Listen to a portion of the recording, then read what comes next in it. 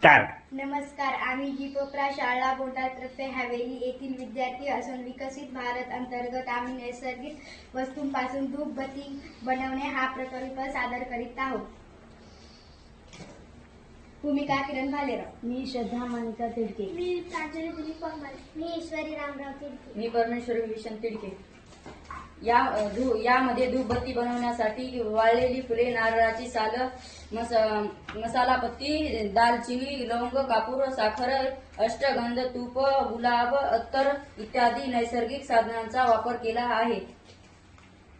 नैसर्गिक धूपबत्तीचा वापर केल्यामुळे घरातील वातावरण शांत सुखदायक होते. श्वसन वाटे होणारे त्रास कमी होतात. पर्यावरणाची हानी होत नाही. कीटक व डासांना दूर ठेवण्यासाठी मदत करते. चला तर पाहूया धूपबत्ती कशी बनवायची.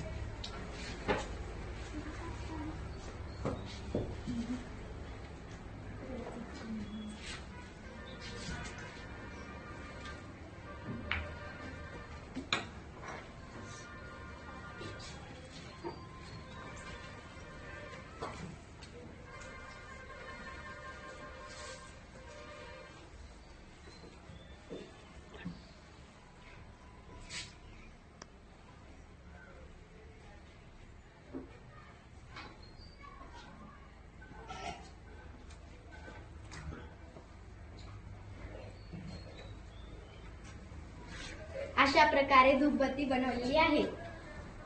धन्यवाद. थांबा. स्टार्ट. अशा सोप्या पद्धतीने धूपबत्ती बनवलेली आहे.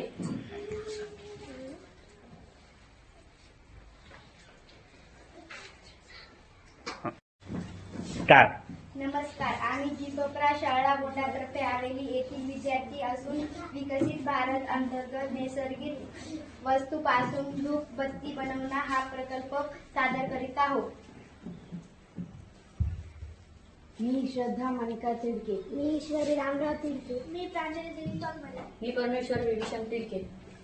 यामध्ये धूपबत्ती बनवण्यासाठी वाळलेली फुले, नारळाची सालं, मसाला पत्ती, दालचिनी, लवंग, कापूर, साखर, अष्टगंध, तूप, गुलाब, अत्तर इत्यादी नैसर्गिक साहित्याचा वापर केला आहे. नैसर्गिक धूपबत्तीचा वापर केल्यामुळे घरातील वातावरण शांत सुखदायक होते. श्वसन वाटे होणारे त्रास कमी होतात. पर्यावरणाची हानी